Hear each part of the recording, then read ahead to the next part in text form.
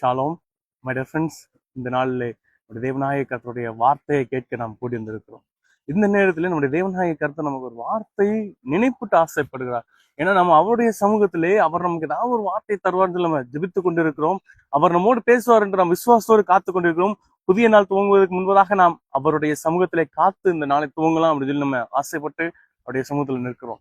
இன்றைக்கு அவருடைய சமூகத்தில் நிற்கிற நம்மை பார்த்து நம்முடைய தேவநாயக கர்த்தர் கூறுகிற வார்த்தை என்ன அப்படின்னா, நீங்க நாளைக்காக கவலைப்படாதிருங்கள் அப்படிங்கிறார்.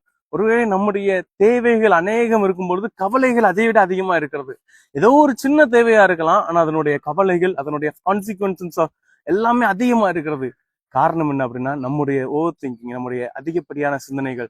ஒருவேளை இந்த காரியம் நமக்கு எதிராக முடிந்துவிடுமோ, நாம் இதுல ஜெயம் பெறாமல் போயிட்டோம்னா என்ன ஆகும், நமக்கு இந்த நன்மைகள் கிடைக்கலாம் என்ன ஆகும் அப்படின்னு சொல்லி நாமே சில காரியங்களை குறித்து வித்தியாசமான சூழ்நிலை நாம யோசித்து கொண்டிருக்கிறோம். அதனாலதான் இன்றைக்கு நம்முடைய தேவநாயக கர்த்தர் அவருடைய வார்த்தையை நினைப்பட்டுக்கிறேன் அப்படின்னா, நாளைக்காக கவலைப்படாதீங்க, நீங்க கவலைப்படவே வேண்டாம், நான் உங்க கூட இருக்கிறேன். நீங்க இன்றைக்கு நான் உங்களுக்கு தந்திருக்கிற ஆசீர்வாதத்தை பாருங்க.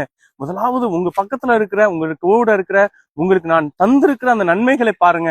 அப்போ எதிர்காலத்துல இருக்க அந்த ஆசீர்வாதங்களை நீங்க பெற்றுக்கொள்ள முடியும். முதலாவது இதை நாம் சுதந்திரித்துக் கொள்ளும் பொழுது, நம்முடைய தேவநாயக கர்த்தர் இன்றைக்கு நமக்கு தந்திருக்கிற அந்த ஆசீர்வாதத்தை நாம் சுதந்திரித்துக் கொள்ளும் போது, நாளை இருக்கிற அந்த தேவை மாறும். அந்த தேவையும் தேவன் நமக்கு தந்து நாம் அதை சுதந்திரிக்க, அதன் வழியாய் நாம் பிரவேசித்து மகிழ்ச்சியா இருக்க உதவி செய்வேன் என்று நினைப்பட்டுகிறார்.